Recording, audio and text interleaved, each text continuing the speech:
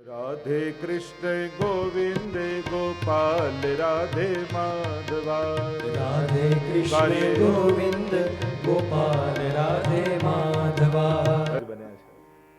પાંડવોના સંસ્કારની સાથે જીવે છે, બ્રાહ્મણોની સલાહ લઈ લઈને રાજકાજ કરે છે, ધર્મશીલ છે. એક દિવસની કથા છે. પરીક્ષિત મહારાજ નગરચર્યા કરવા માટે નીકળ્યા છે. નગરચર્યા કરવા માટે નીકળ્યા ને એક દ્રશ્ય એમણે જોયું, બહુ આશ્ચર્ય એમને લાગ્યું. એક પગ ઉપર એક બળદ ઊભો છે, બાજુમાં એક ગાય છે, અને એક ક્ષુદ્ર રાજા એ બળદને મારી રહ્યો છે. અને બળદની આ દુર્દશા જોઈ પેલી ગાય બાજુમાં ઊભી છે એ રડી રહી છે. તુરંત જઈને પરીક્ષિતને થયું કે મારા રાજ્યમાં આવું પાપ. તુરંત રાજાને બંદી બનાવ્યો, કેદ કર્યો ને પૂછ્યું, તું છે કોણ જે આવું પાપ મારા રાજ્યમાં કરે છે? ત્યારે પેલા રાજાએ બે હાથ જોડીને કહ્યું, હું કલયુગ છું. ભગવાન સ્વધામ પધારી ગયા એટલે હવે મારો સમય આવ્યો છે. મહારાજ, આપ વ્યક્તિઓને રોકી શકો, કાળને ન રોકી શકો. હવે કલયુગનો સમય આવ્યો છે, પણ તું મારા રાજ્યમાં ન રહી શકે. મહારાજ, હું આપના શરણે આવ્યો છું, અને શરણાગતની રક્ષા કરવી રાજાનો ધર્મ છે. મને રહેવાના સ્થાન આપો, હું આપના શરણમાં રહેવા માંગુ છું. રાજા પણ સારગ્રહી હતો. પરીક્ષિત મહારાજે જોયું કે કલયુગમાં બધા જ દુર્ગુણ છે, પણ એક સદગુણ એવો છે કે યત ફલમ નાસ્તિ તપસા ન યોગે સમાધિનામ તત ફલમ લભતે સમ્યક કલૌ કેશવ કીર્તના.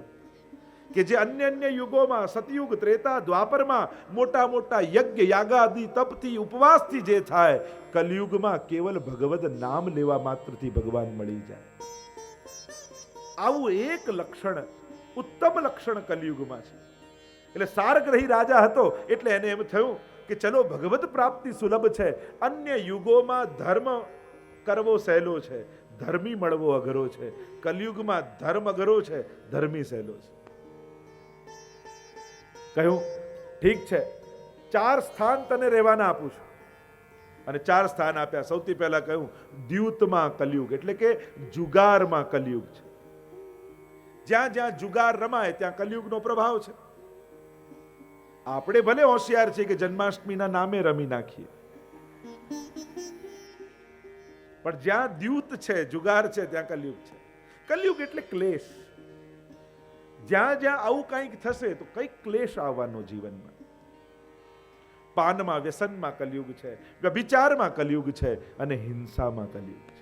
4 સ્થાન આપ્યા. કલયુગ કહેવા લાગ્યો, આ તો 4 ખરાબ સ્થાન છે, કોઈ સારો તો આપો. ત્યારે કહ્યું, જા સુવર્ણમાં પણ કલયુગ, એટલે કે અનિતિના ધનમાં પણ કલયુગનો વાસ. આમ 5 સ્થાન કલયુગના આપ્યા. આ તો છે ને કળીનો યુગ, કળીનો યુગ છે. એટલે કે આપણું હૃદયરૂપી કમળ કળી રૂપે છે. આ તો મહાપ્રભુજી રૂપ સૂરજ ઉગે તો કળી ખીલે. એટલે જ તો કહું, જબલગ યમુના ગાય ગોવર્ધન, જબલગ ગોકુલ ગાંવ ગુસાઈ, તબલક કલયુગ નહીં. જબલગ ભાગવત કથા રસ, તબલક કલયુગ નહીં. જ્યાં સુધી જીવ ભાગવતના આશ્રયમાં છે ત્યાં સુધી કલયુગ એનું કંઈ બગાડી શકતો નથી. 5 સ્થાન આપ્યા. રાજા પાછા ગયા છે. આ બળદ બીજું કોઈ નતું, ધર્મ પોતે હતું.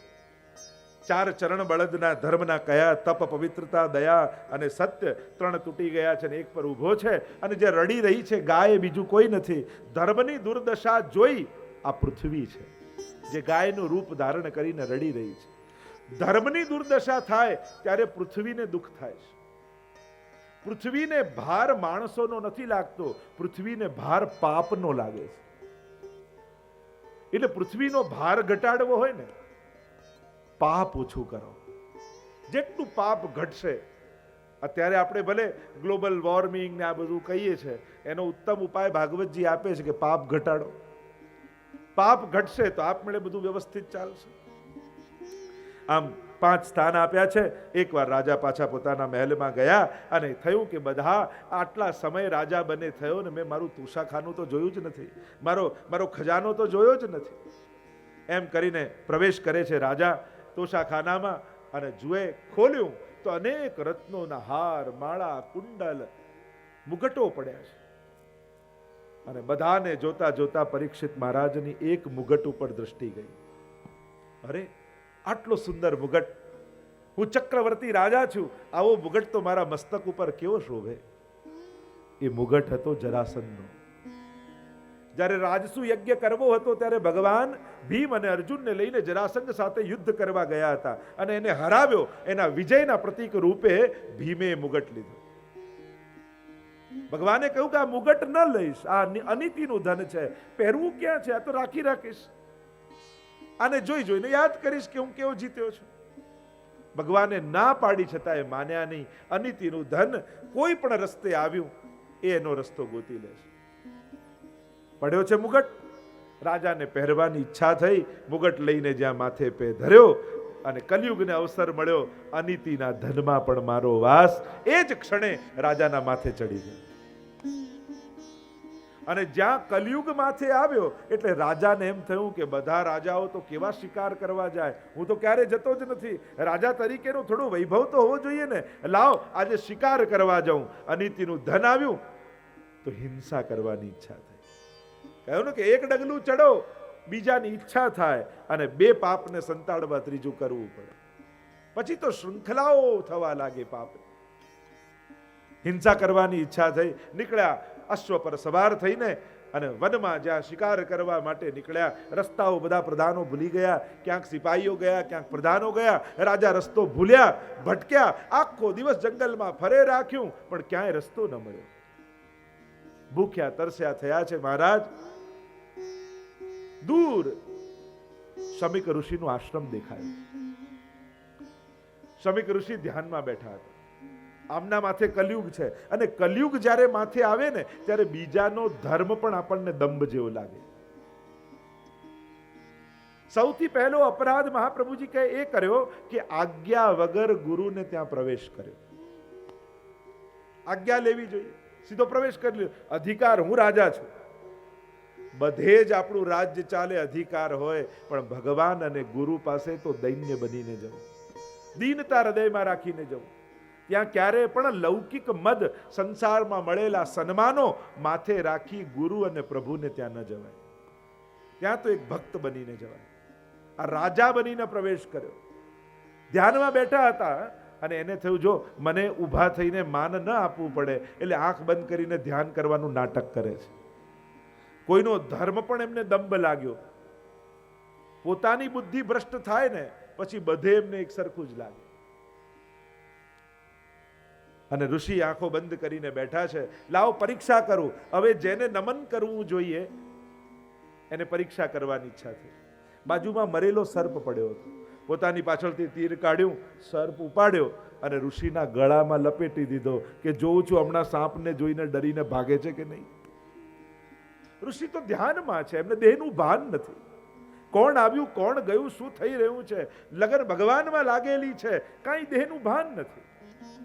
અને રાજા ગળામાં સર્પ નાખીને રાજા તો ત્યાંથી નીકળ્યા.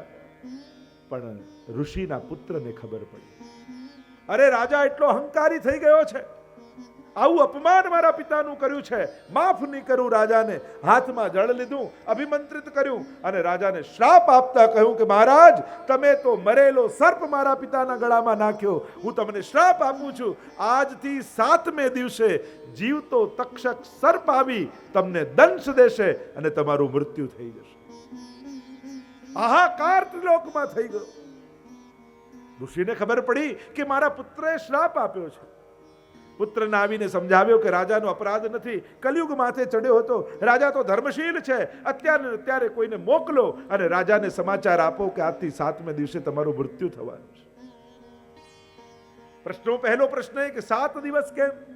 કારણ કે ગળામાં સર્પ નાખ્યો એટલે 7 દ્વાર ખુલ્લા રહી ગયા. 2 આંખો, 2 કાન, મુખ આદિ 2 નાસિકા, 7 દ્વાર ખુલ્લા રહી ગયા. જો માથે નાખ્યો તો હમણાં ને હમણાં મૃત્યુ થાય એમ થાત.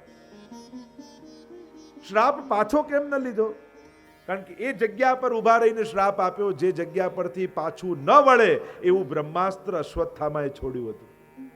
અને બ્રહ્માસ્ત્રનો એવો પ્રભાવ આ ભૂમિ ઉપર હતો કે જે બોલા એ પણ પાછું ન લેવાય એવો પ્રભાવ ત્યાં.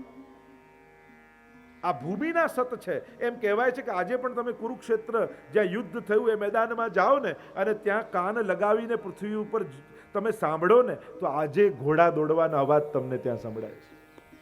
યુદ્ધના એ અવાજો આજે સંભળાય છે.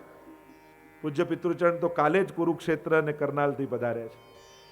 ત્યાં અમારા પૂજ્ય તાજજી મહારાજ શ્રી પુરુષોત્તમ લાલજી મહારાજ શ્રીએ એક સુંદર હવેલીની સ્થાપના કરનાલમાં હરિયાણામાં કરી છે અને આખા હરિયાણાની એકમાત્ર એ હવેલી છે કુરુક્ષેત્રની નિકટ.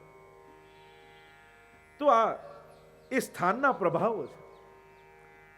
સમાચાર આપ્યા છે, રાજા સિંહાસન પર બિરાજેલા છે અને સમાચાર મળ્યા કે મહારાજ આજથી 7મે દિવસે તમારું મૃત્યુ થવાનું છે.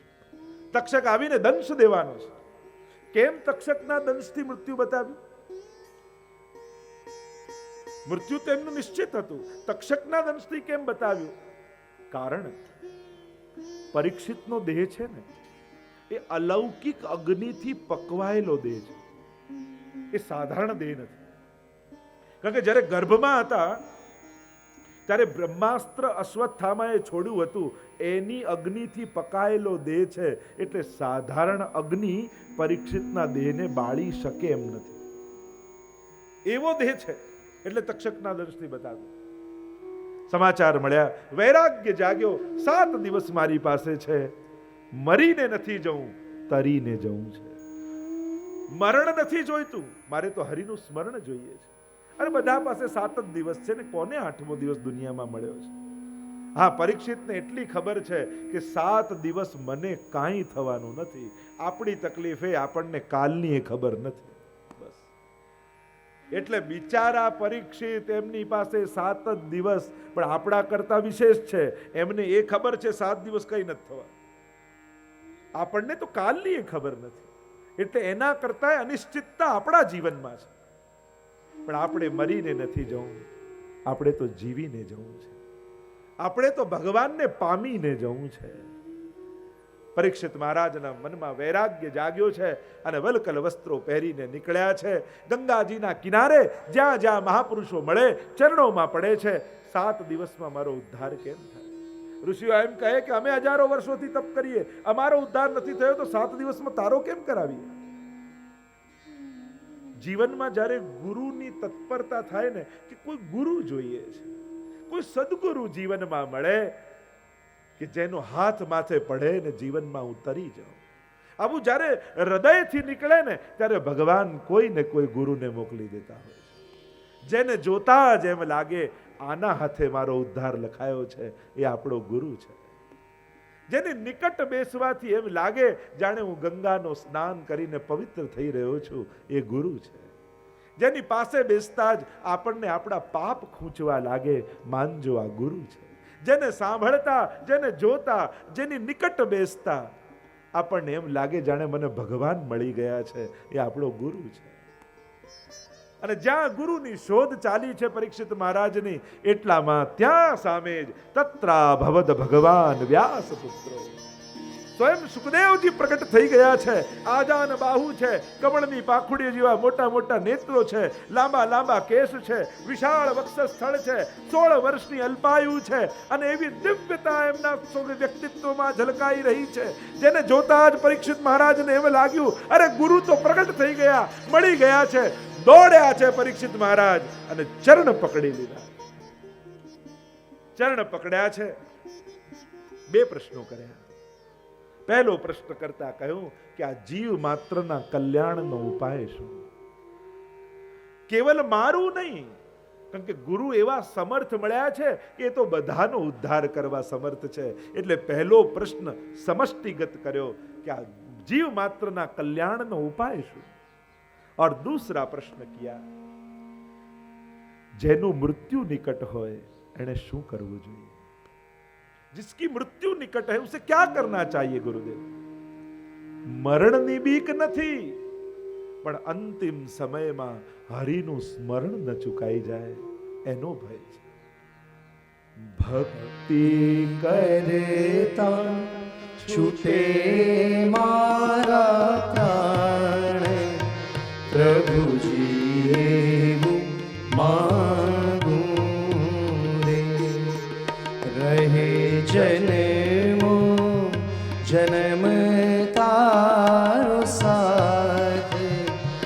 પ્રભુજી એવું માંગું રે. અંતિમ સમયમાં તારું સ્મરણ ન ચૂકાય એવી કૃપા કરજે. મૃત્યુ તો બધાનું આવવાનું જ છે, નિશ્ચિત છે, એ કોઈ આશ્ચર્યની વાત નથી. પણ જીવનની સફળતા ક્યારે થાય?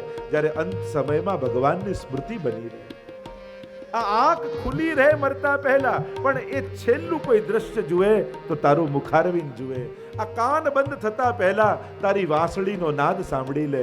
આ જીભ બંધ થતા પહેલા છેલ્લે તારું નામ લઈ લે. તારું મુખડું મનોહર જોયા કરું, રાત દાડો તારું ભજન કરું, રહે અંત સમય તારો સાથ, પ્રભુજી એવું માંગું રે. ભક્તિ કરતા છૂટે મારા પ્રાણ, પ્રભુજી એવું માંગું રે. હે ગુરુદેવ, અંત સમયમાં પ્રભુની સ્મૃતિ બની રહે. ગુરુ કૃપા શું કરે? ગુરુ કૃપા જ્યારે જીવ સાધન કરવા અસમર્થ થઈ જાય ત્યારે ગુરુએ કરેલું ભજન કામ લાગી જાય. આ ગુરુ જે માળા ફેરવે છે, ગુરુ જે સેવા કરે છે, ગુરુ એ ભગવાનનું નામ લે છે, એ છેલ્લે ગુરુને કામ નથી લાગતું, એના જે શિષ્ય થયા હોય એના ભાગ્યમાં લખાઈ જતું હોય, એ એને કામ લાગી જતું હોય. છેલ્લે ઘડીએ ગુરુએ જેને આશ્રયમાં લીધા છે એને તારવાનો સંકલ્પ ભગવાન કરી લેતા હોય. મારી આશે નિરાશે કરશો નહીં, મારી આશે નિરાશે કરશો નહીં, મારા ગુણ હૈયામાં ધરશો નહીં, શ્વાસે શ્વાસે રટું તારું નામ, પ્રભુજી એવું માંગું રે. ભક્તિ કરતા છૂટે મારા પ્રાણ, પ્રભુજી એવું માંગું. अब मोहि भा भरोस हनुमंता, बिन हरि कृपा मिले नहीं संता. હનુમાનજી જ્યારે લંકા ગયા ને વિભીષણ મળ્યા ને ત્યારે વિભીષણજીને મનમાં ભરોસો થઈ ગયો કે સંત મળ્યા ને તો પ્રભુ ચોક્કસ મળશે, રામ જરૂર મળશે. ગુરુ એ તો ભગવાનનું જીવનમાં આવવાની વધાઈ છે કે જો સદગુરુ મિલે હૈ તો ભગવાન જરૂર મિલે. પ્રશ્ન કર્યા છે, મૃત્યુ નિકટ હોય એને શું કરવું? જો મૃત્યુ એ આશ્ચર્ય નથી. ગીતાજીમાં ભગવાન કહે જાતસ્સહી ધ્રુવો મૃત્યુ, જે જન્મ્યું છે એનું મૃત્યુ નિશ્ચિત છે. નક્કી આપણે કરવાનું. જવાનું તો પાકું જ છે, પણ રડતા રડતા જવું છે કે પ્રભુને યાદ કરીને પ્રસન્ન થતા થતા જવું છે, એ નિશ્ચય આપણે કરવાનો. જવાનું પાકું છે, એ તો નિશ્ચિત છે. રડતા રડતા જવું છે કે હસતા હસતા એ આપણે નક્કી કરવાનું. આટલું મૂકી ગયાના અફસોસ સાથે જવું છે કે આટલું આપી ગયાના આનંદ સાથે જવું છે, એ આપણે નક્કી કરવાનું છે. આટલું જીવન વેડફાયું એવા અફસોસ કે જીવનની એક એક ક્ષણો મને કામ લાગી છે મારા ઉદ્ધાર માટે, એનો આનંદ, એનો હરખ જીવનમાં છે. અને એટલા માટે જે જીવો છો, જે કરો છો, એ છેલ્લી ઘડીએ બહુ કામ લાગે છે. અરે અઠવાડિયા માટે બહારગામ જવું હોય ને તોય અઠવાડિયા પહેલા બેગ ખોલીને મૂકી દઈએ. રોજ એક એક વસ્તુ મૂકતા જઈએ, કામ લાગશે ભૂલી જઈશું તો પછી લાવ એક એક વસ્તુ મૂકતા જઈએ. તો આ તો અનંતની યાત્રાએ જવાનું છે, અત્યારથી પેકિંગ કરશો તો કામ લાગશે, નહીં તો પછી અફસોસ જ રહેશે. આય રહી ગયું ને પેલું રહી ગયું ને આય ન થયું ને પેલું ન થયું. ભગવાન અવસર બધાને આપે છે, પણ એ અવસરને પ્રસંગમાં ફેરવી દેવું એ ભક્તની સમજણ કરે છે. મોકા બધાને આપે છે, એમ નથી કે મોકા ન મળ્યા હોય. કથા બેસાડવાનો મોકો ન મળે પણ કથામાં સેવા કરનારો મળી જાય. અવસર તો ઘણા, જેને લાભ લેવો જ છે, ભગવાન એને અનેક રૂપે અવસરો આપતા હોય છે, પણ એ અવસરને પોતાના જીવનનો પ્રસંગ બનાવી શકે છે કે નહીં? જીવનનો સમય કેટલો આપણો, 60 વર્ષ, 70 વર્ષ, 80 વર્ષ, 90 વર્ષ જીવ્યા, પણ એમાં સમય આપણો કેટલો કે જે ક્ષણોને તમે સંસ્મરણોમાં ફેરવી શક્યા એટલી ક્ષણો તમારી. જે ક્ષણોને સંસ્મરણો બનાવી, કારણ કે તમને એમ કોઈ કે તમારી જિંદગીને યાદ કરો તો તમે એમ યાદ કરો આ સવારે રોજ 7 વાગે ઉઠતો ને ચા નાસ્તો કરતો, ઓફિસે જતો, આમ આ યાદ કરો ના. જે ક્ષણોને સંસ્મરણો બનાવી છે. હવે આ 7 દિવસ છે, આ 7 દિવસ આપણા થઈ ગયા, આ સમય આપણો છે. કારણ કે જ્યારે જ્યારે યાદ કરીશું તો આ કથાને યાદ કરીશું, કારણ કે આ સમય આપણો થઈ ગયો, ક્ષણ સંસ્મરણ બની ગઈ. અને જે સમયો કેવલ જીવન પસાર કરવામાં ગઈ એ સમય આપણો નહોતો, કારણ કે એ આપણે ભૂલી જઈએ છીએ. જ્યારે જ્યારે કંઈક સારું કર્યું એ જીવનમાં યાદ બની ગયું, એ પ્રસંગ બની ગયું, એ સંસ્મરણ બની ગયું, એ ક્ષણો છેલ્લી ઘડીએ યાદ આવે છે, એ સમય આપણો હોય છે. કારણ કે જે સમય બીજાના લાભમાં ગયો બીજાનો, આમાં ભાથું આપણા જીવનનું બંધાયો એ સમય આપણો છે. અહીંયા મૃત્યુ નિકટ હોય ત્યારે શું કરવું આ પ્રશ્ન કર્યો છે. પ્રથમ સ્કંદને અહીં વિરામ આપીએ છે. બોલો કૃષ્ણ કનૈયા લાલ કી જય, ગોવર્ધન નાથ કી જય. દ્વિતીય સ્કંદ સાધન લીલા. 3 પ્રકરણ 10 અધ્યાયમાં મહાપ્રભુજી બતાવ્યા. ઋતુપ્રસાદ, તત્વ ધ્યાનમ, ઋતુપ્રસાદમ અને મનન પ્રકરણ. મહાપ્રભુજી 3 પ્રકરણ બતાવે છે. ઉત્તમ પ્રશ્ન સાંભળ્યા એટલે સુખદેવજી બહુ રાજી થયા.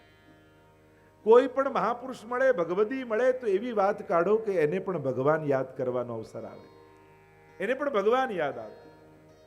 ઉત્તમ પ્રશ્ન કર્યો, અને પ્રશ્ન એવો કર્યો કે જેનાથી સુખદેવજીને ભાગવતજીની કથા યાદ આવી. અને એટલે પ્રસન્ન થઈને સુખદેવજી બોલ્યા, વર્યાનેશ તે પ્રશ્ન કૃતો લોકહિતમ નૃપ આત્મવિદ સમ્મત પુંસાં શ્રોતવ્યાદિષુ યઃ પર. હે રાજન, તમે શ્રેષ્ઠ પ્રશ્ન કર્યો છે.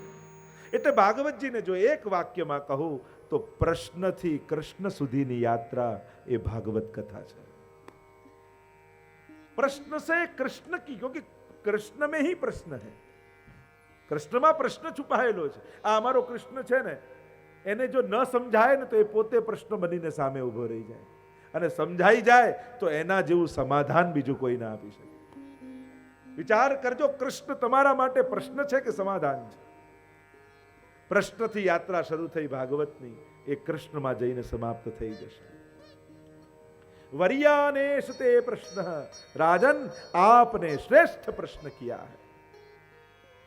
અનેક પ્રકારના પ્રશ્નોના ઉત્તર આપતા જ્યારે કહ્યું કે જેનું મૃત્યુ નિકટ હોય એને શું કરવું જોઈએ, એનો ઉત્તર આપતા સુખદેવજી બોલ્યા, તસ્માત ભારત સર્વાત્મા ભગવાન ઈશ્વરો હરિ શ્રોતવ્યઃ કીર્તિતવ્યશ્ચ સ્મર્તવ્યશ્ચેચ્છતા ભયમ. જેના મનમાં અભયની કામના છે એને ભગવાનનું સ્મરણ, શ્રવણ અને કીર્તન કરવું જોઈએ. એકમાત્ર ભગવાન એવા છે જે આપણને નિર્ભય બનાવી શકે એમ છે. બાકી આ દુનિયાનો સાથ લેવા જશો તો સદાય ભય રહેશે કે હમણાં છે જતો રહેશે, તો વસ્તુ આપી તો છે લઈ લેશે, તો સમય પર નહીં આવે તો. સંસારના દરેક વ્યક્તિ વસ્તુ માટે માણસના મનમાં ભય બન્યો રહે છે. અને ભગવાન કેવા છે? અભયમ સત્વ સંશુદ્ધિ, અભય આપનારા છે. અને એટલા માટે અભયની કામના વાળા વ્યક્તિએ ભગવાનનો આશ્રય કરવો. માણસને સૌથી મોટો ભય એમ કહેવાય કે મૃત્યુનો ભય છે. પણ મૃત્યુનું વિસ્મરણ એ પાપમાં પ્રેરિત આપણને કરે છે. એટલે માણસે સદાય યાદ રાખવું, એક દિવસ મારે જવાનું છે. એક શેઠજી ગામમાં રહેતા ને ક્યારેય કોઈ સત્કર્મ કર્યા નહીં, અને એમ થયું કે વિચાર આવ્યો ગડપણમાં કે લાવો આજે ક્યાંક કોઈ ગુરુજન પાસે જાઉં ને કંઈક સારા ઉપદેશ લઉં. આવ્યા ગુરુ પાસે ને કહેવા લાગ્યા કોઈ સારો ઉપદેશ આપો ને. ગુરુદેવે કહ્યું કે તે આવવામાં બહુ મોડું કરી દીધું, કાલે તો તું મરી જવાનો છું સવારે, છેલ્લી રાત તારી પાસે છે. તે તો આવવામાં ઘણું મોડું કર્યું, જિંદગીમાં કાંઈ ન કરી શક્યો. અને પેલાને આત્મગ્લાનિ થઈ કે આટલી ઉંમર થઈને કાંઈ સત્કર્મ ન કર્યા, ન કોઈને દાન આપ્યા, ન કોઈની સેવા કરી, ન ક્યારે કોઈ સત્કાર્યો કર્યા, અને બસ છેલ્લી રાત મારી પાસે. કેવલ ક્રામ, ક્રોધ, લોભ, ઈર્ષા, મોહ, લોભ આ જ જીવનમાં કર્યો. નીકળ્યા આશ્રમમાંથી બહાર, અને એટલામાં કોઈ ભિક્ષુક આવ્યો ને કહ્યું શેઠજી કંઈક આપો ને. ક્યારેય કોઈને આપે નહીં. એમ થયું કે હવે છેલ્લી રાત છે, લાવ આપી દેવા દો ને. ખિસ્સામાંથી કાઢીને આપ્યા. ઘરે ગયા, રોજ તો ખાવામાં કંઈક જો મીઠું આદું ઓછું હોય તો થાળી ફેંકે. આજે કોળિયો મોઢામાં મૂક્યો અને જરાય મીઠું નહીં દાળમાં. અને થયું કે હવે છેલ્લી રાત છે, હવે ક્યાં સમય ક્રોધ કરીને શું કરવાનો. જેમ હતું બધું ખાઈ લીધું. બધા જોડે પ્રેમથી વાત કરી. રોજ તો ઘરે આવે ને લોકો ટેન્શનમાં આવી જાય, જેને જુએ એના પર ક્રોધ કરે. પણ આજે કોઈના પર ક્રોધ નહીં, શાંત રહ્યા અને રાતના પથારીમાં સૂઈ ગયા. સવાર પડીને જાગ્યા, કાંઈ ન થયું. થયું કે આ ગુરુદેવ ખોટા ખોટા ઉપદેશો આપીને ડરાવી દે છે, હમણાં જઈને જોઉં છું. ભાગતા ભાગતા આવ્યા ગુરુદેવ પાસે, કહેવા લાગ્યા આ ખોટા ખોટા ઉપદેશો આપીને કોઈને મરાઈ નાખશો. કેમ, શું થયું? આપે તો કહ્યું કે છેલ્લી રાત છે ને કાલે તું મરી જઈશ. હું ક્યાં મર્યો? ગુરુદેવે કહ્યું કે મૃત્યુનો વિચાર આવ્યો, તું ન મર્યો, પણ તારી બુરાઈ બધી જ મરી ગઈ. મને તને મારવામાં ક્યાં રસ હતો? મારે તો તારા પાપને મારવા હતા. મૃત્યુનો વિચાર માણસના પાપને મારી દે છે. અને એટલા માટે સદાય એનું સ્મરણ રાખવું જીવે. ભગવાન જ અભય આપનારા છે. અનેક પ્રકારના પ્રશ્નો અહીંયા કર્યા છે. સૃષ્ટિ સર્જક ઇતિહાસની વાત કરી, સૃષ્ટિનું સર્જન કઈ રીતે થાય છે એ જ્યારે પ્રશ્ન કર્યો છે. અને ભગવાનના નાભીમાંથી, કમળમાંથી બ્રહ્માજી પ્રકટ થયા એની ચર્ચા કરી છે. 4 શ્લોકમાં ચતુશ્લોકી ભાગવતનો ઉપદેશ ભગવાને આપ્યો છે. અનેક પ્રકારની સૃષ્ટિ સર્જનની ચર્ચાઓ અહીંયા આવી છે. કેવા કેવા પ્રકારની સૃષ્ટિનું સર્જન અહીંયા ભગવાને કર્યું છે. બ્રહ્માજી ચારે બાજુ જોવા લાગ્યા, ચતુર્મુખ થયા કે હું આવ્યો ક્યાંથી. કમળની નાળમાં પ્રવેશ કર્યો પણ ક્યાંય છેડો ન પામ્યા. પાછા બહાર આવ્યા, ચારે બાજુ જળ છે અને જળમાં પરપોટા ફૂટે ને તો પરપોટા ફૂટે તો કેવો અવાજ? તપ તપ તપ. બ્રહ્માજીનો અવાજ સંભળાયો, તપ તપ તપ. અને બ્રહ્માજી તપ કરવા બેસી ગયા. જો વ્યક્તિને સારી પ્રેરણા લેવી હોય ને તો ગમે ત્યાંથી મળે. અને જેને સારું સ્વીકારવું જ નથી એને કોઈ સુધારી ન શકે. તપ કરવા બિરાજમાન થઈ ગયા. પ્રભુ પ્રસન્ન થયા. 4 શ્લોકમાં ભાગવતજીનો ઉપદેશ આપ્યો, જેને ચતુશ્લોકી ભાગવત કહેવામાં આવે છે.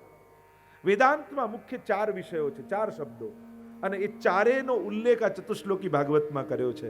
બ્રહ્મ, જીવ, જગત અને માયા. આખું વેદાંત આ 4 શબ્દો ઉપર. જુદા જુદા આચાર્યોના જુદા જુદા મતો જે પ્રસિદ્ધ છે, દ્વૈતાદ્વૈત, વિશિષ્ટાદ્વૈત, શુદ્ધાદ્વૈત, આ જે જુદા જુદા મતો છે ને, એ મતો ક્યાંથી પ્રગટ થયા? બ્રહ્મ, જીવ, જગત અને માયા, આ ચારેયની ઉત્પત્તિ કેમ, એનું સ્વરૂપ શું, એના પરથી એમના મત પ્રસ્થાપિત થાય. વ્યાસજીએ બ્રહ્મસૂત્રો લખ્યા છે, અને બ્રહ્મસૂત્ર પર જે ભાષ્ય લખે એને આચાર્ય કહેવાય છે. કે જે વેદ, ગીતા, બ્રહ્મસૂત્ર અને ભાગવતની એક વાક્યતા કરી અને પોતાના મતને પ્રસ્થાપિત કરે, એ આચાર્ય રૂપે આપણા હિન્દુ ધર્મમાં પ્રસ્થાપિત થાય. ચારેયનું સ્વરૂપ બતાવ્યું. સૌથી પહેલા બ્રહ્મનું સ્વરૂપ સમજાવ્યું. આ બ્રહ્મ કેવો છે, કોણ છે? અને એ વાત કહેતા ભગવાન બોલ્યા, અહમેવા સમેવાગ્રે નાન્યદ યત સદ સત્પરમ પશ્ચાદહમ યદેતચ્ચ યો વશિષ્યેત સોસ્મ્યહમ. અહમેવા समेवाग्रे। ब्रह्म का स्वरूप समझाते हुए भगवान ने कहा अहम ईव अग्रे। जब कुछ नहीं था, कोई नहीं था, तब मैं था। जब सब कुछ है तो मैं हूं, और जब कुछ नहीं रहेगा तो केवल मैं रहूंगा। ये ही ब्रह्म है। કાંઈ જ નહોતું ત્યારે હું હતો, બધું જ દેખાય છે તો રૂપ નામના ભેદથી હું જ છું, અને જ્યારે કંઈ નહીં રહે ત્યારે કેવલ હું રહીશ. આ બ્રહ્મ ઈશાવાસ્યમ ઇદમ સર્વમ યત્કિંચિત જગત્યામ જગત तेन तक्तेन भुंजित था मां गृध कस्य सिद्धनम. जो ईशो उपनिषद में उपनिषद के वाक्य कहे गए, ईशावास्यम इदम सर्वम, आ समग्र ईशनो आवास છે. બ્રહ્મ જ જગત રૂપે પરિણમિત થાય છે. બ્રહ્મ પૂર્ણાનંદ છે, જગત નિરાનંદ છે, અને જીવ અલ્પાનંદ છે. આ બ્રહ્મનો જ વિસ્તાર અખિલ બ્રહ્માંડમાં એક તું શ્રી હરિ. અખિલ બ્રહ્માંડમાં એક તું શ્રી હરિ, જુજવે રૂપે અનંત ભાસે. દેહમાં દેવ તું, તેજમાં તત્વ તું, શૂન્યમાં શબ્દ થઈ વેદવાસે. વેદ તો એમ વધે, શ્રુતિ સ્મૃતિ શાખ દે. કનક કુંડલ વિશે ભેદ ન હોય. કનક કુંડળ વિશે ભેદ ન હોય. रूप नाम विभेदेन जगत क्रीडति यो यतः. वही ब्रह्म विविध रूप धारण करके लीला कर रहा है. બ્રહ્મની વાત કરી, જીવ જગત માયાનો ઉલ્લેખ કર્યો છે. આગળ ભાગવતજીના 10 લક્ષણોની ચર્ચા દ્વિતીય સ્કંદમાં આવી. પુરાણમાં 5 લક્ષણ હોય, અને મેં કહ્યું હતું એમ મહાપુરાણમાં 10 લક્ષણ હોય. આ ગ્રંથ ભાગવતજી છે એમ કેમ માનીએ આપણે? કેમ માનીએ કે આ ગ્રંથ ભાગવતજી જ છે? અન્ય પુરાણ પણ હોઈ શકે છે. તો કે અન્ય પુરાણ છે કે ભાગવતજી, એનો ભેદ કેમ સમજવો? ઉપરનું કોઈ પુઠ્ઠું બદલી નાખે અને ભાગવતજીની જગ્યાએ બીજા પુરાણનું કોઈ પુઠ્ઠું ચડાવી દે, તો તમે કેમ માનો કે આ ભાગવતજી છે કે અન્ય પુરાણ છે? એના લક્ષણ શું? તો કે સ્કંદ પુરાણમાં લક્ષણ બતાવ્યા. યત્રાધિકૃત્ય ગાયત્રી વર્ણયતે ધર્મ વિસ્તરઃ વૃત્રાસુર વધોપેત તદ ભાગવતમિષ્યતે. ભાગવતજી કેમ માનવું તેનું લક્ષણ સ્કંદ પુરાણ કહે. યત્રાધિકૃત્ય ગાયત્રી, જેની આદિમાં યત્રાધિકૃત્ય, જેની શરૂઆત ગાયત્રી મંત્રથી થાય. આ ભાગવતનું પહેલું લક્ષણ. જન્માદ્યસ્ય તોન્વયાદિતરતઃ ચાર્થે સ્વવિજ્ઞ સ્વરાટ તેને બ્રહ્મ હૃદાય આદિ કવયે મુહ્યંતિ યત સૂરય તેજો વારી મૃદામ યથા વિનિમયો યત્ર ત્રિસર્ગો મૃષા ધામના સ્વેન સદા નિરસ્ત કુહુકમ સત્યમ પરમ ધીમહિ. ગાયત્રી મંત્રથી શરૂઆત થઈ. યત્રાધિકૃત્ય ગાયત્રી વર્ણયતે ધર્મ વિસ્તરઃ, જેમાં ધર્મનું વિસ્તારથી વર્ણન હોય. અને વૃત્રાસુર વધોપેત, અને જેમાં વૃત્રાસુરના વધની કથા આવતી હોય એ ભાગવતજી છે. બીજું લક્ષણ પુરાણ અને મહાપુરાણમાં તમે કેમ કહો કે ભાગવતજી મહાપુરાણ છે, પુરાણ નથી? તો કે પુરાણમાં 5 લક્ષણ હોય અને મહાપુરાણમાં 10 લક્ષણ હોય. તો ભાગવતજીમાં 3જા સ્કંદથી લઈ 12મા સ્કંદ સુધી મહાપુરાણના 10 લક્ષણોનું વર્ણન છે.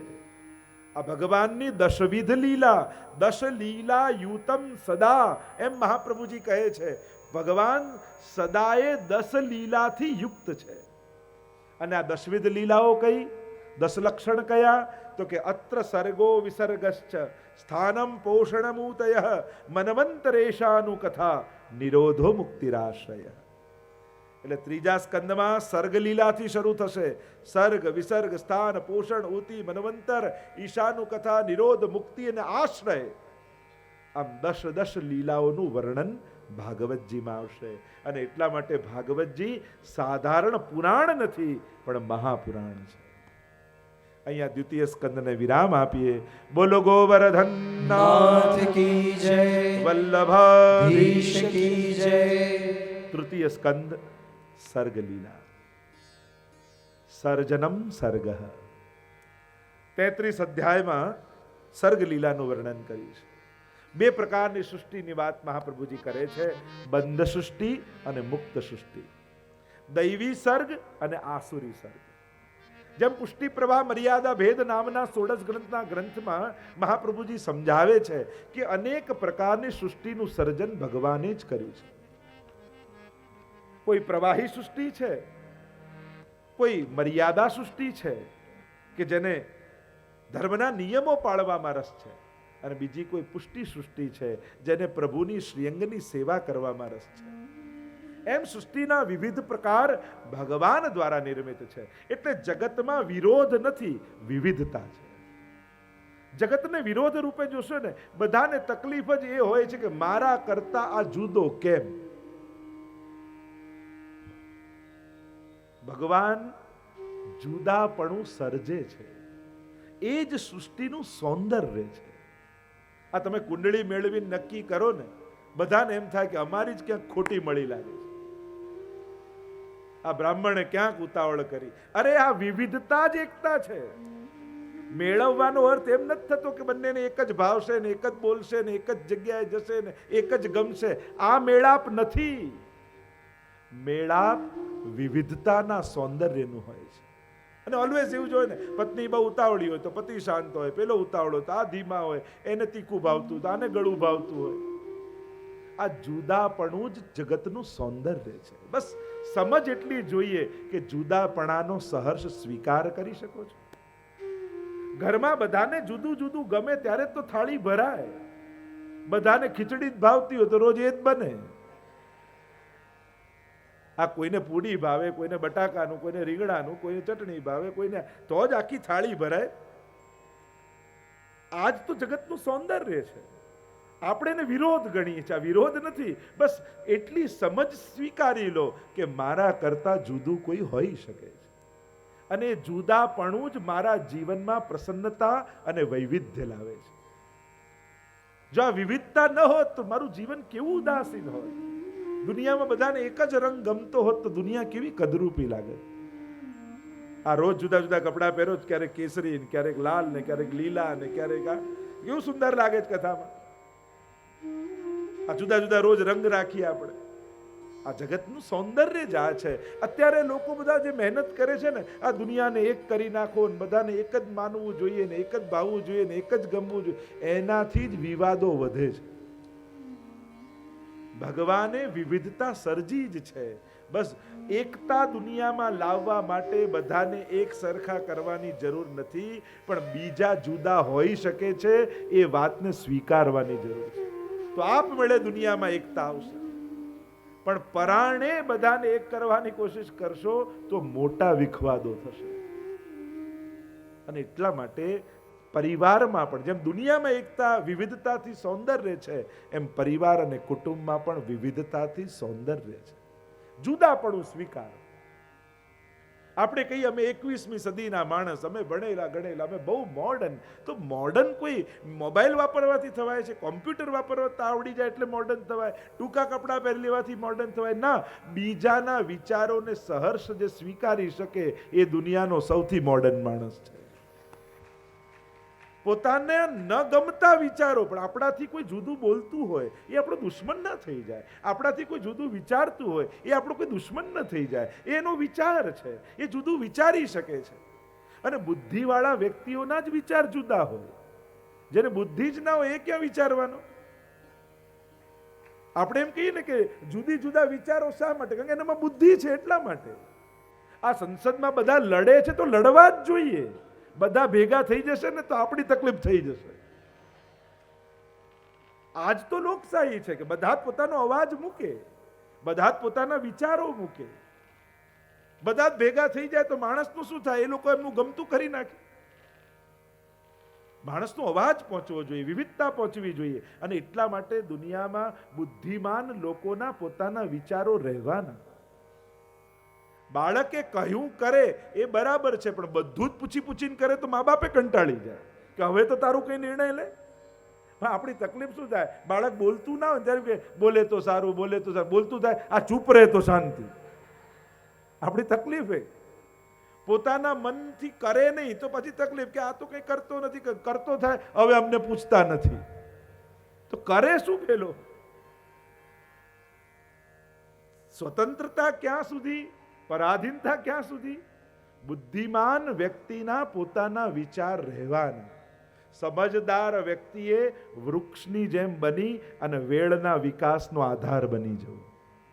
પણ એવો મોટા વૃક્ષ બનીને નહીં બેસી જવું કે આજુબાજુ કંઈ ઉગે જ નહીં. પરિવારમાં વેળનો વિકાસ થાય એવા આધાર બનવું કે જેથી કોઈને આધાર આપી દઈએ. પણ ઘણા ઘટાદાર વૃક્ષો એવા હોય ને કે બીજું કંઈ નીચે ઉગવા જ ના દે. એવું નહીં બનવું. આપણે જ વિચારવું કે હું આધાર બનું છું કે બંધન બનું છું. બંનેની પ્રક્રિયા સરખી લાગે કે વેળ ઉગી હોય, લાકડી રોપો તો સાધારણ વ્યક્તિને એમ થાય કે બિચારી હમણાં ઉગી એને લાકડી જોડે બાંધી દીધી. પણ લાકડી એનું બંધન નથી, એના વિકાસનો આધાર છે. એમ વડીલોએ પણ ઘરમાં યુવાનોના બંધન નહીં બનવું, વિકાસનો આધાર બની જવું. યુવાનોએ પણ એ શીખવું કે આ મારું બંધન નથી, આ મારા વિકાસના આધાર છે. કારણ કે એમની સમજણને હું મદદમાં લઈશ અને મારી બુદ્ધિને વાપરી એની કરતા આગળ પ્રગતિને સાધીશ. મારા પુરુષાર્થનો ઉપયોગ કરીશ અને સમજદારની સમજ લઈશ અને મારા જીવનને ઉન્નતિ તરફ લઈ જઈશ. આવું જો સમાધાનનો રસ્તો નીકળે તો બંનેનો વિકાસ થાય. પણ બંને એકબીજાને બંધન માને તો બંને રૂંધાઈ જાય. જીવનમાં આ જ છે. એ પિતા પુત્ર હોય, એ પતિ પત્ની હોય, એ દરેક સંબંધોમાં જોઈ લો. એટલે જ હું તો હંમેશા કહું, આપણે ત્યાં બંધનની સંસ્કૃતિ નથી, આપણે ત્યાં સંબંધની સંસ્કૃતિ છે.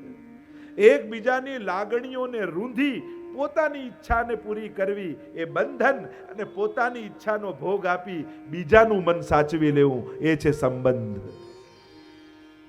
તમે બંધનની વિચારધારામાં છો કે સંબંધની, એ તમારે વિચાર કરવાનો કે તમે પરિવાર, કુટુંબ, સમાજ માટે સંબંધ રાખો છો. તમારો આધાર, તમે સીડી બનો છો અને એને આગળ જવા દો છો કે એને રોકી રાખો છો, એ વિચાર છે. આ બહુ નાજુક રેખા છે, બહુ પાતળી રેખા છે. આને બહુ સ્પેસિફાય રૂપે ન કહી શકાય, પણ ક્ષણો એવી હોય. સમજદારની સમજ છે. જો જ્ઞાન આપી શકાય, ભણાવી શકાય, વિવેક તો પ્રગટે. વિવેક કોઈને શીખવાડી ન શકાય. એ તો માણસની અંદર જ્ઞાન દ્વારા પ્રગટ થાય.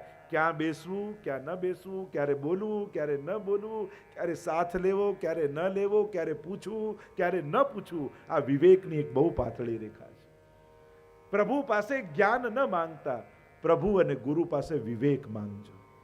બુદ્ધિ તો બધા પાસે છે, પણ ઘણા બુદ્ધિમાન લોકોને વિવેકના અભાવમાં એ બીજા માટે અણગમો ઉત્પન્ન કરી દે છે. અને એટલા માટે પોતાનું સુખ જોતા પહેલા, સુખી થતા પહેલા પરિવારના લોકોના ચહેરા જોઈ લેવા. ક્યાંક કોઈને દુઃખી કરીને તો હું સુખી નથી થતો. સમજદાર વ્યક્તિ, ભણેલો માણસ એ છે જે સામેવાળાના મનને વાંચી શકે. ગ્રંથો વાંચે, પુસ્તકો વાંચે, બધું બરાબર, પણ સ્વજનોના મન વાંચતા આવડે છે?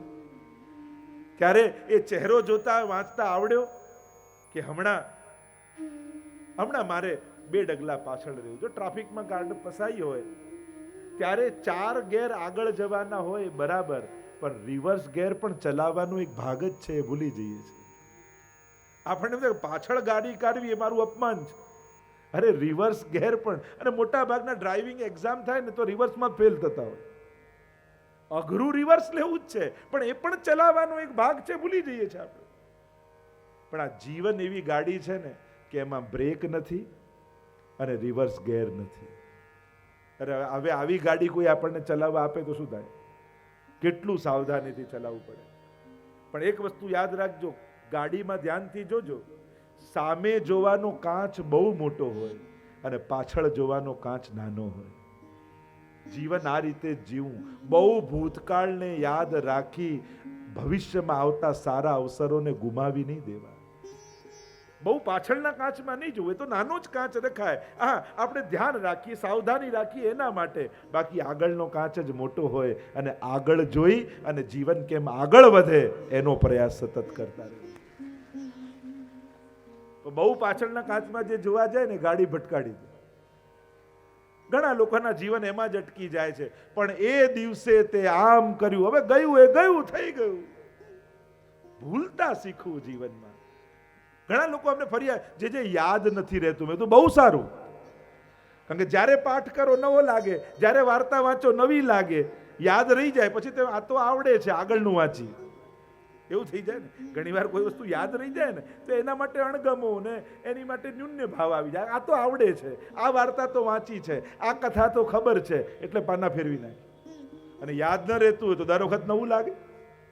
એટલે એ બી ઉપકારક છે, કારણ કે જીવનમાં અઘરું ભૂલવું જ છે, યાદ રહેવું બહુ સહેલું છે. અને યાદ નથી રહેતું. તમને 10 વર્ષ પહેલા તમારું કોઈ અપમાન કર્યું હોય, એ તારીખ, ટાઈમ અને વ્યક્તિ સાથે યાદ છે કે નહીં? સન્માન ભૂલી જાઓ પણ અપમાન તો યાદ. જે વસ્તુ મન મહત્વ માને એ બધું યાદ રહે છે. જેને તમે ઇમ્પોર્ટન્સ નથી આપતા એ વસ્તુ ભૂલી જાઓ છો. તો જો ક્યારેક કંઈક ભગવાનનું ભૂલ્યા તો એવું માનજો કે મેં ભગવાનને મહત્વ નહોતું આપ્યું, મેં આ પાઠને મહત્વ ના આપ્યું, મેં આ વાર્તાને મહત્વ ના આપ્યું, એટલે હું ભૂલી ગયો. તો વિવિધતા એ ભગવાનનું સર્જન છે. એને સ્વીકારશો તો જીવન સુંદર લાગશે. વિરોધ રૂપે જોશો તો હંમેશા ઉદાસ જ રહેશો. તો સર્ગ લીલા કહેતા સુખદેવજી કહેવા લાગ્યા કે 6:30 ને 5 થઈ ગઈ. તો આજની કથાને વિરામ તરફ લઈ જાઉં. સમય તો વહી જ રહ્યો છે.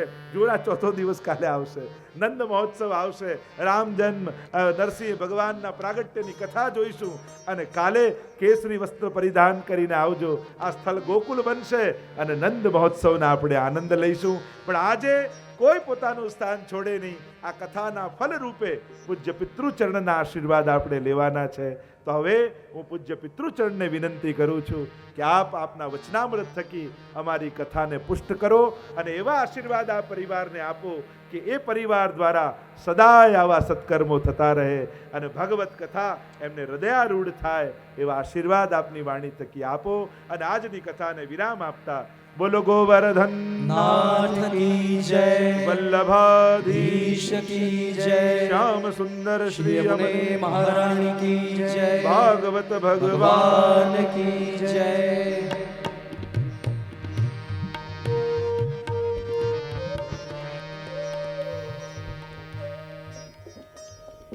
આપ સૌ વતી હું પરમ પૂજ્ય મહારાજશ્રીને નમ્ર વિનંતી કરું કે આપના અલૌકિક વચનામૃતથી અમને સૌને કૃતાર્થ કરો. પૂજ્ય મહારાજશ્રી. નમો ભગવતે તસ્મૈ કૃષ્ણાયાદ્ભુત કર્મણે રૂપ નામ વિભેદેન જગત ક્રીડતિ યો યતઃ. આચાર્ય પીઠ ઉપર બિરાજમાન શ્રી આયુષ્યમાન દ્વારકેશલાલજી, કથાના યજમાન અમારા પરમ આત્મીય પરમ ભગવતી ધીરુભાઈ અને એમનો પરિવાર તથા કથામૃતનો લાભ લઈ રહેલા બધા જ ભાવિક વૈષ્ણવજનો, ખૂબ જ આનંદનો અવસર છે કે ભગવત કૃપાથી આ દિવ્ય મનોરથ સંપન્ન થઈ રહ્યો છે. એમ તો છેલ્લા 15 વર્ષથી જ્યારથી વ્રજધામ થયું ત્યારથી ધીરુભાઈ તો જોડાયેલા જ છે. કોઈ ને કોઈ મનોરથ, હું તો એનાથી પણ આગળ જાઉં તો વ્રજભૂમિ વખતથી છે. કાયમ એમને મનમાં એ ભાવ રહે કે આપ કંઈ આજ્ઞા કરો, હું કંઈ કરું.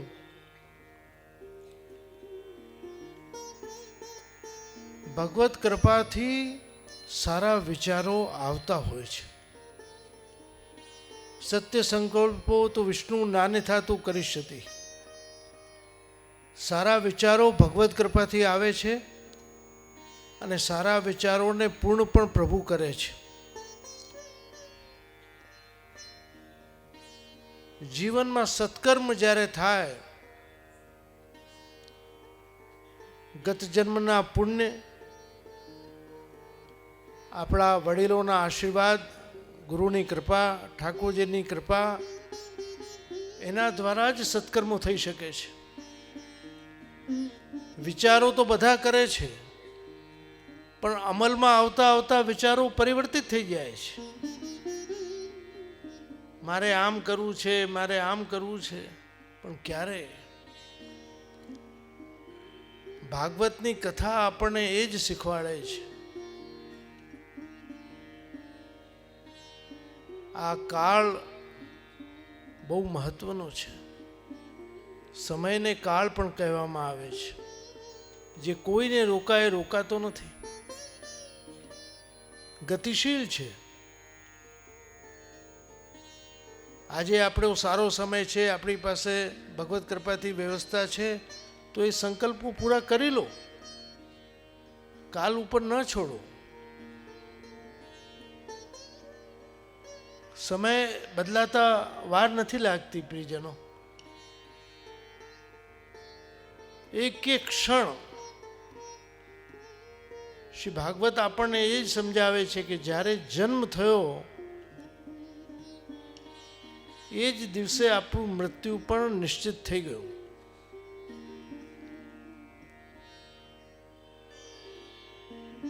આ સમયમાં જે કંઈ ભગવત કાર્ય આપણાથી થાય આપણે કરી લેવું જોઈએ.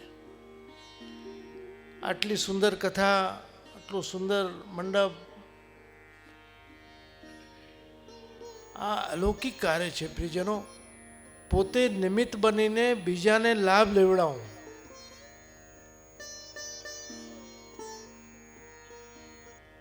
ઘણા પોતાના ઘરોમાં પુરાણી પાસે કથા કરાવતા હોય છે નાના પાયે, અને એક વિચાર એવો આવે કે મારે તો મારા સગા સંબંધી બધાને લાભ લેવડાવવો છે. લગ્ન હોય તો લૌકિક લોકો આવે, આપણા સગા સંબંધી, પણ આ કથા યજ્ઞ કેવું છે પ્રિયજનો કે સગા પણ આવે, સ્નેહી પણ આવે અને વૈષ્ણવ પણ આવે, બધાને એનો લાભ મળે. અને કલયુગમાં નામ સંકીર્તન, નામ સેવા એ સૌથી મોટી સેવા છે. ભગવત નામ લેવું અને લેવડાવવું. આપણે નિમિત્ત બનીને બધાને ભગવત નામ લેવડાવીએ, એનાથી મોટો બીજો કોઈ સત્કર્મ નથી. આપણા જીવનની આ ધન્ય ક્ષણો છે.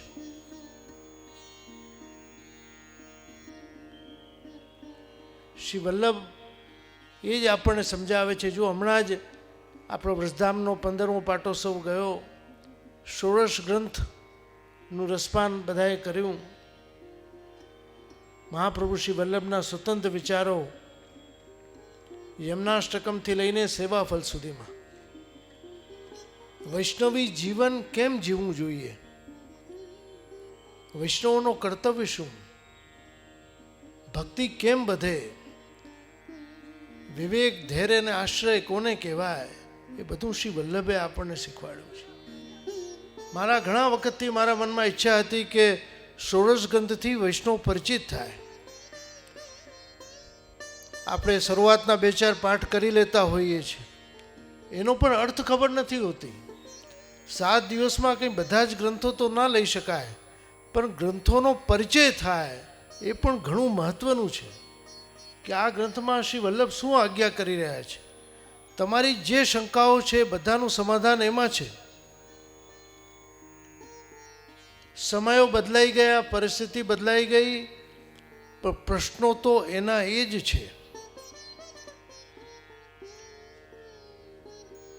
મહાપ્રભુ શ્રી વલ્લભનું જે દર્શન, જે એમનું તત્વજ્ઞાન છે એ ષોડશ ગ્રંથમાં છે. વૈરાગ્યની પરિભાષા શું? શું જટાઓ વધારી લેવાથી, ભગવા પહેરી લેવાથી, ઘરનો ત્યાગ કરવાથી વૈરાગ્ય આવી જાય છે? શ્રી મહાપ્રભુજીએ સંન્યાસ નિર્ણય નામનો ગ્રંથ લખ્યો અને ભગવદ્ ગીતામાં પણ જે ભગવાને આજ્ઞા કરી છે કે નષ્ટો મોહ સ્મૃતિ લબ્ધા. જ્યાં સુધી મોહ નષ્ટ નથી થતો ત્યાં સુધી વૈરાગ્ય ઉત્પન્ન થતો નથી. આપણી જે તૃષ્ણાઓ છે, જેને મૃગ તૃષ્ણા કહી, રેગિસ્તાનમાં માણસ જાય ને, મોટા મોટા રેતીના ઢગલા હોય, દૂરથી એમ લાગે ત્યાં જળ હશે, પણ જળ હોતું નથી. આ એક મૃગ તૃષ્ણા છે. હું આ કરી લઉં તો મને આ મળશે, હું આ કરી લઉં તો આ મળશે. એનો કોઈ અંત નથી, અંતહીન છે. આ અતૃપ્તિ અને અસંતોષ, આ દુઃખના મૂળમાં આ બે કારણો છે.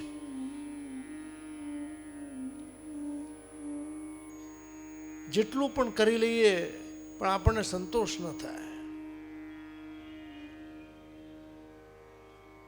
અને ખાસ કરીને આજના સંદર્ભમાં, આજના સમયમાં જે ખોટી હરીફાઈ આપણી પાસે છે એનો આનંદ નથી, પણ બીજા પાસે છે ને મારી પાસે નથી એનું દુઃખ વધારે છે. આ મૂળ દુઃખનું કારણ આ છે. અને એને લઈને અનેક વેદનાઓ, સંવેદનાઓ ઉત્પન્ન થાય છે અને માણસ દુઃખી થતો જાય છે. જે ભગવત કૃપાથી મળ્યું છે એનો આનંદ આપણે પ્રાપ્ત કરવો જોઈએ. અને આ મોહના બંધનો એવા છે કે જે વધતા જ જાય છે. મળી જવાથી આપણને સંતોષ થવાનો નથી. સુખ અને દુઃખ એનું મૂળ કારણ આપણું મન. મનને ગમતી વસ્તુઓ આપણને સુખી બનાવે છે અને મનને નથી ગમતું એ દુઃખી બનાવે છે. આપણને આવશ્યકતા છે આનંદની, જે આનંદ આત્માથી ઉત્પન્ન થાય છે, જે ચિરકાલીન છે, સદા માટે છે અને આપણને એક એવો સંતોષ આપે છે, આપણો આત્મા તૃપ્ત થઈ જાય. જીવનની આપાધાપીમાં માણસ ઘણું બધું ભૂલી જાય છે. જેટલું આપણાથી સત્કર્મ થાય જરૂર કરી લેવું. ઘણીવાર યુવા અવસ્થામાં માણસને થાય છે કે ના, હજી તો એમ જ સમજે છે કે મારે તો આ હરવા ફરવા આનંદ કરવાના દિવસો છે, વૃદ્ધ થઈશું તારે મંદિરે જઈશું, કથાઓ સાંભળીશું. ઘણા એમ માનતા હોય છે કે આ નિવૃત્તિના સાધનો છે. આ આપણી બહુ મોટી ભૂલ થાય છે પ્રિયજનો. આપણું દેહ ચાલે છે, આપણા પગ ચાલે છે, આપણી આંખો ચાલે છે, ત્યાં સુધી આ બધું કરી લેવું જોઈએ. પછી શરીર શિથિલ થઈ જાય, બોલાય નહીં, સાંભળી ના શકીએ, ત્યારે આ બધું કરવા જઈશું તો ઘણો વિલંબ થઈ ગયો હશે. સારા વિચારો આવે કે તરત અમલમાં મૂકી દેવું. એટલે જ સત્સંગ ઉપર ભાર મુકાયો છે. સત્સંગી એ જ હોય કે જે તમને પ્રોત્સાહન આપે. સારો વિચાર થાય કે ના ના જરૂર કરી જ લો. આસુરા ભાવવાળા તમને બીવડાવે, આ ક્યાં હમણાં શરૂ કર્યું, આ પછી ક્યારે પતશે, આ બધું, આ માથાકૂટ, આ બધું, એટલે તમને ભયભીત કરી દે. કંઈ એમને સહયોગ ભલે નથી આપવો છતાં તમને ડરાવી દે. એ દુસ્સંગ. અમે ઘણીવાર કહેતા હોઈએ કે વાદળો જોઈને ઘડા ખાલી કરવા નહીં. ઘણીવાર છે ને વાદળો ઘેરાઈ જાય, આપણે થાય કે હમણાં વરસાદ આવશે, પણ હવા એને ખેંચીને લઈ જાય, બીજે જઈને વરસી જાય, આપણે ત્યાં ને ત્યાં રહીએ. જીવનમાં બધા જ કાર્યો એવા હોય છે પ્રિયજનો, અવિચારીને કરેલું કાર્ય, ઉતાવળમાં કરેલું કાર્ય એ ઘણીવાર ઘણું મોટું કષ્ટ આપી જાય છે. બધું જ વિચારીને શાંતિથી આપણા સ્વાસ્થ્યનો પણ વિચાર કરવો, આપણા કુટુંબનો પણ વિચાર કરવો, અને પછી જે કાર્ય થાય ને તો એમાં ભગવત કૃપા મળી જાય. ભગવત કૃપા વગર આ કંઈ થઈ શકતું નથી. આજના જીવનમાં, આ ભૌતિક યુગમાં બધા એમ માને છે કે મેં કર્યું, મારા દ્વારા થયું, હું અહીંયા ટ્રસ્ટી છું, હું અહીંયા આ છું, હું છું તો આ બધું ચાલે છે. ઘણીવાર આપણે અજ્ઞાનતાથી લાગે, પણ આપણે આ અજ્ઞાનતાને છોડી દેવી જોઈએ. આપણે નહીં હશું તો પણ આ તો ચાલવાનું જ છે. આ જીવન ગતિશીલ છે. મોટા મોટા મહાત્માઓ આયા ગયા, નેતાઓ આયા ગયા, ક્યાંય રોકાયું છે? કોઈ જીવન ક્યારેય રોકાતું નથી. થોડા દિવસ લોકો યાદ કરે છે, પાછું વિસ્મરણ થઈ જાય. સ્મરણ અને વિસ્મરણની આ હાળમાળા અનંત છે. આ મોહ માયાના જે બંધનો છે એ જ આપણને બાંધી રાખે છે. મને એક ઘટનાનું સ્મરણ થાય છે કે રેગિસ્તાનમાં સૌથી વધારે જે પ્રાણી ચાલતું હોય તો એ ઊંટ છે. ઊંટમાં એક વિશેષતા છે કે પાણીનો સંગ્રહ કરી લે છે અને જ્યારે જરૂર પડે તો જ એને પીએ. તો મોટા સોદાગરો ઊંટ ઉપર પેલો સામાન લાદી અને મુસાફરી કરતા હોય. તો એક બહુ મોટા સોદાગર પોતાના કાફલો લઈ અને રણમાંથી પસાર થઈ રહ્યા હતા. રાત્રિ થવાઈ એને થયું કે હવે કંઈ મુકામ કરવો જોઈએ. એક નાની સરખી ધર્મશાળા હતી, ત્યાં જલની વ્યવસ્થા હતી. ત્યાં વિશ્રામ કરવા માટે રોકાયા અને બધા જ ઊંટોને બાંધવા લાગ્યા. દોરી છોડી એક એક ખીલો મારે અને ઊંટને બાંધતા જાય. 100 ઊંટો હતા એમની પાસે. 99 ઊંટોને તો બાંધી દીધા, એક ખીલો ના જડ્યો, દોરી ના જડી. વિચારમાં પડી ગયા કે હવે શું કરું, આને કેમ બાંધો, અને જ્યાં સુધી બાંધીશ નહીં એ નીચે બેસશે નહીં.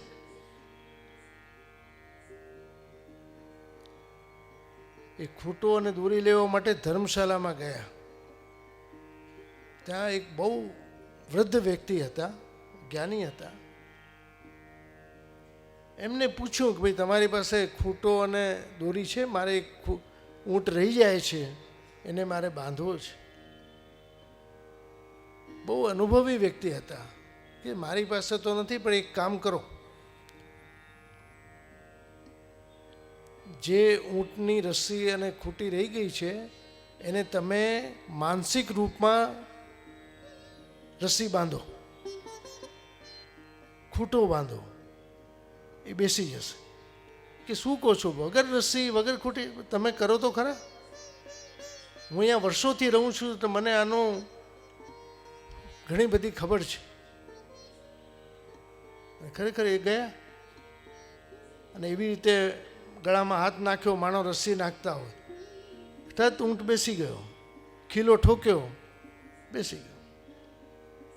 ઊંટને એમ કે મારામાં દોરી આવી ગઈ ને ખીલે મને બાંધી દીધો. બધા બાંધાયા, એમ આ બંધાઈ ગયો. બીજે દિવસે સવાર પડી, એક એક કરીને બધા ઊંટોને છોડ્યા, ખીલાઓ કાઢ્યા, રસ્સીઓ કાઢી, એટલે બધા ઊભા થતા ગયા. આ છેલ્લો ઊંટ છે બેઠો છે, વગર રસ્સીએ વગર ખીલાએ બેઠો રહ્યો. એને બડા આશ્ચર્ય થયું કે એ ભૂલી ગયા કે મેં માનસિક રૂપમાં એને બાંધેલો છે. એ પાછા ધર્મશાળામાં પેલા વૃદ્ધને પૂછવા ગયા કે ભાઈ આ ઊભો થતો નથી, ભાઈ તમે દોરી છોડી, તમે ખૂંટો કાઢ્યો તો ઊભો થાય ને. પણ દોરી નથી, ખૂટો નથી, પણ એ બહુ મોટા બંધનમાં બંધાયો છે માનસિકતાથી. તમે એવું જ નાટક ફરીથી કરો, ઊભો થઈ જશે. એ સોદાગર ગયા, રસ્સી કાઢવાનું નાટક કર્યું, ખૂટો કાઢ્યો, તરત ઊભો થઈ ગયો. બહુ આશ્ચર્ય થયું એને કે જો આ તો મેં પહેલી વાર જોયું. પ્રિયજનો, આપણું પણ આવું જ છે. નથી દોરી, નથી ખૂટી, પણ માનસિક રૂપમાં આપણે બધા બંધાયેલા છે. છૂટતું નથી કરીને પણ છોડાવવા પ્રયત્ન કર્યો છે. આ માનસિક દોરી છે, બીજું કંઈ નથી. આ ખૂટી બી માનસિક છે. જે ખરેખર દોરીવાળા હતા એ ખુલ્યા ઊભા થઈ ગયા અને પેલો બેઠો રહ્યો. ઊંટ જેવું પ્રાણી પણ આને સમજે છે. આપણે તો મનુષ્ય છીએ, ભગવાને આપણને બુદ્ધિ આપી છે. ભય, આહાર, નિદ્રા અને મૈથુન એ પશુમાં પણ છે અને મનુષ્યમાં પણ છે. ભગવાને બુદ્ધિનો આપણે જો આપી છે એનો સદુપયોગ કરીએ તો આપણને વિવેક આવે. જો વૃદ્ધ માણસ હતા, જ્ઞાની હતા એટલે સમજાયું અને સમજી ગયા. ઘણી વખત ઘણા એમ સમજે કે અમે પીએચડી કરી લઈએ, MBA કરી લઈએ, ડોક્ટરેટ કરી લઈએ એટલે બહુ નોલેજ થઈ ગયું. નથી થતું. આ કોઈ વૈદિક જ્ઞાન, વેદિયાનું જ્ઞાન છે. તમને બહુ તો સારી જોબ મળી જશે, પણ જે વિવેક છે, જે જ્ઞાન છે, જે અનુભવથી મળે છે એ ભણવાથી નથી મળતું. મેં તો ઘણીવાર જોઉં છું, બાળકો ઘણીવાર વિદ્યાર્થીઓ અમારી પાસે આવતા હોય તો વિદેશ યાત્રાઓ બી ઘણી કરી છે એટલે ઘણું બધું અનુભવ છે. ઘણીવાર હું એમને એમની માનસિકતા તપાસવા માટે પ્રશ્ન કરું તો જે મારે ગૂગલમાં જોવું પડશે, સર્ચ કરવું પડશે. એમને ખ્યાલ નથી હોતો. એટલે બૌદ્ધિક સ્તરનું જે લેવલ આજનું જ્ઞાન છે ને એ પ્રકારનું નથી. ગોખીને જોઈને પાસ થઈ જવું, ઉત્તીર્ણ થઈ જવું બધું સહેલું છે, પણ સાચું જ્ઞાન તમે જોજો. જે આપણા વૃદ્ધો છે, જે અનુભવી છે, ભલે બહુ ભણ્યા નહીં હોય પણ જેટલું જ્ઞાન એને છે ને એટલું આ ભણેલાને નહીં હોય. આપણે થોડીક મૂંઝવણમાં પડીએ તો CA પાસે જઈએ, વકીલ પાસે જઈએ, કેમ કે એમની પાસે ડિગ્રી છે. પણ પેલા અનુભવી માણસ વગર ડિગ્રીના તમને સલાહ આપી જાય, કેમ કે એને જીવનમાં પુરુષાર્થ કર્યો છે, નાના મોટથી મોટા થયા, એને અનુભવ મેળવ્યો છે. અનુભવથી આપણને ઘણું બધું નોલેજ મળે છે. વડીલો પાસેથી એમનો અનુભવ લેવો અને નવું જ્ઞાન આપણે યુવાન પાસેથી મેળવવું. બંનેનો સમન્વય થાય ને તો જીવન બહુ સુંદર થઈ જાય. આજના જીવનની ઘણી બધી એવી વિજ્ઞાનની દેનો છે. આજે જે સ્માર્ટફોન બની ગયા, યુટ્યુબના માધ્યમથી આખી દુનિયા આપણા હાથમાં આવી જાય.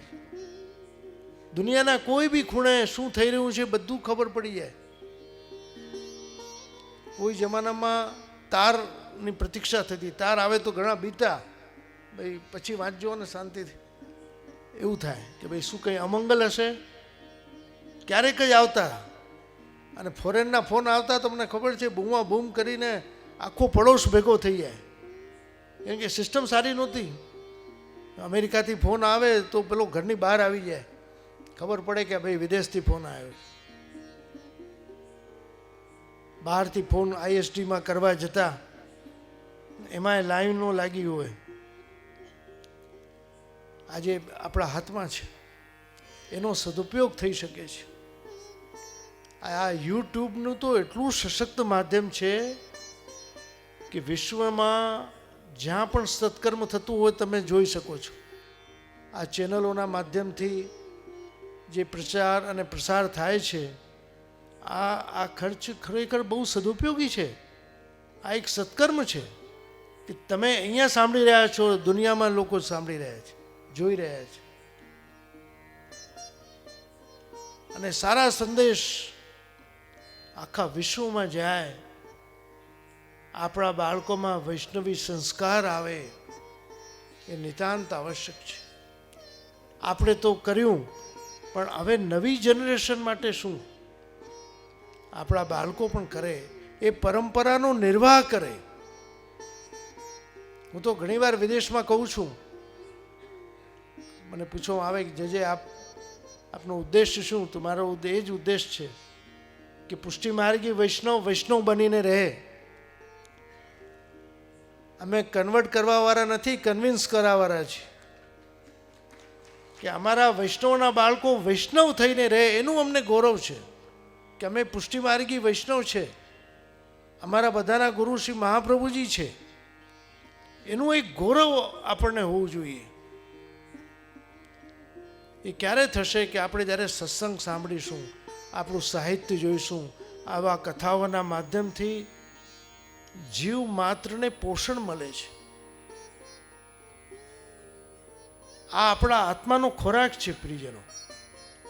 આપણો આત્મા જે ભગવદ અંશ છે એને ભગવત સત્સંગથી એને પોષણ મળે છે. પોષણો તદનુગ્રહ. અને પોષિત થયેલો ભાવ એ ક્યારેય વિફળ જતો નથી. એનાથી તમને ઝઝુમવાની શક્તિ મળે છે. જીવનમાં એવી ઘટનાઓ આવશે કે તમે બેભાગ બેચેન થઈ જશો, પણ એવા વખતે જો ભગવદ આશ્રય તમને હશે તો એમાંથી માર્ગ મળી જશે. તમને થશે કે આ ઠાકોરજી મારી કસોટી કરી રહ્યા છે, અને ઠાકોરજીનું બળ મળશે અને તમે એમાંથી બહાર આવી જશો. તો આ જે કંઈ સત્સંગ થાય છે એ આપણા આત્માના પોષણ માટે છે. પ્રિયજનો, ખરેખર ધીરુભાઈના પરિવારને મારા ખૂબ ખૂબ શુભકામના, શુભ આશીર્વાદ હું આપું છું કે આવું સશક્ત માધ્યમ એમણે બનાવ્યું. અને અમારા દ્વારકેશલાલજી એમને ઉપલબ્ધ પણ થઈ ગયા, કેમ કે આ લોકોને ઉપલબ્ધિ બી પણ બહુ કઠિન છે. અમારા યદુનાથ બાવા, દ્વારકેશ બાવાને 2 વર્ષના બુકિંગ થઈ ગયા હોય, પણ ભગવત કૃપાથી એમનું મળવું, એમની વાણીનો લાભ લેવો, આ બધા અમે તો અમારા પૂર્વાચાર્યોના આશીર્વાદ માનીએ છીએ કે આ કથાના માધ્યમથી જનસાધારણ સુધી પુષ્ટિનો પ્રચાર અને પ્રસાર થાય છે. અને તમે જે અહીંયા બેસીને લાભ લઈ રહ્યા છો બધા ભાગ્યવાન જ છો. અને ધીરુભાઈ નિમિત્ત બન્યા અને આ એક સુંદર સત્કર્મ એમના દ્વારા સંપન્ન થઈ રહ્યો છે. આ ઠાકોરજીની પૂર્ણ કૃપા, એમને કરેલા સત્કર્મોનું ફળ છે આ. અને આવનાર પેઢી, એમના બાળકો, એમનો પરિવાર એ પણ એ પરંપરાનો આગળ વધારે અને એ જ ભાવ ઠાકોરજી એમને આપે અને આવા અલૌકિક કાર્યો એમના દ્વારા થતા જ રહે, એવી ખૂબ ખૂબ શુભકામના, શુભ આશીર્વાદ આપીને મારી વાણીને વિરામ આપું છું. શુભ. શિવલ્લભાધીશ કી જય.